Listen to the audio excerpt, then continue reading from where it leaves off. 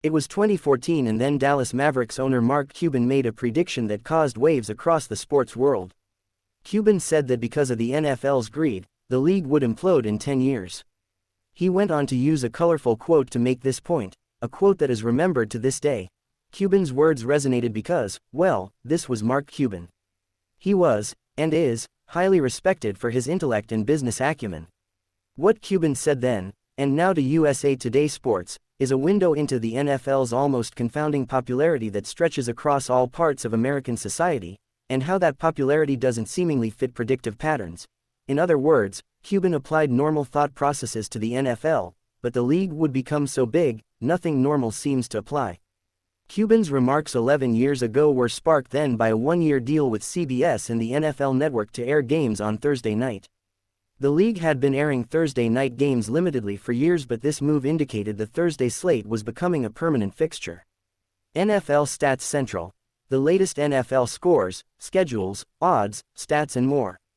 They're trying to take over every night of TV, Cuban said in 2014.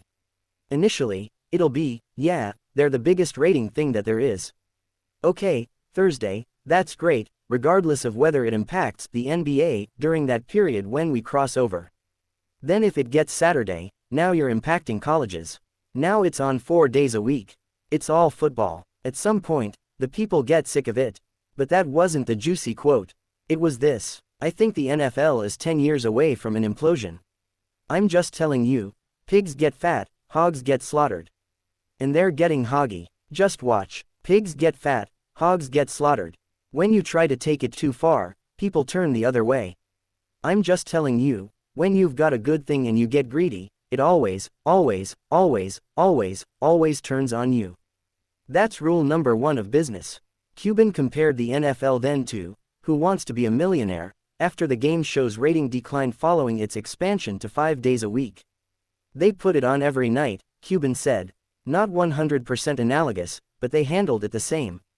I'm just telling you, pigs get fat, hogs get slaughtered. Cuban wasn't alone in this prediction. I thought the same at several points over the past decade. Heck, I wrote a book on the possibility.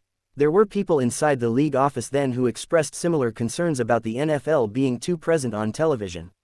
They didn't think the league would crater, but there were concerns about saturation. Give Cuban a ton of credit for being willing to look back at his own words. He didn't run from it. So what does Cuban think happened? Why was his prediction wrong? He explained in an email to USA Today Sports. I thought that they would saturate every night of the week and that would destabilize their partners, Cuban said.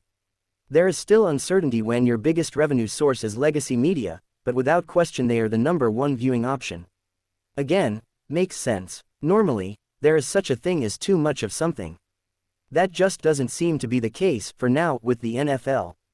The other thing I didn't realize then, Cuban said, is that it seems like there is an inverse relationship between the actual amount of playing time a sport has and their TV ratings.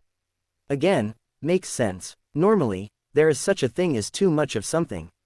That just doesn't seem to be the case for now with the NFL. The other thing I didn't realize then, Cuban said, is that it seems like there is an inverse relationship between the actual amount of playing time a sport has and their TV ratings. He was asked to explain.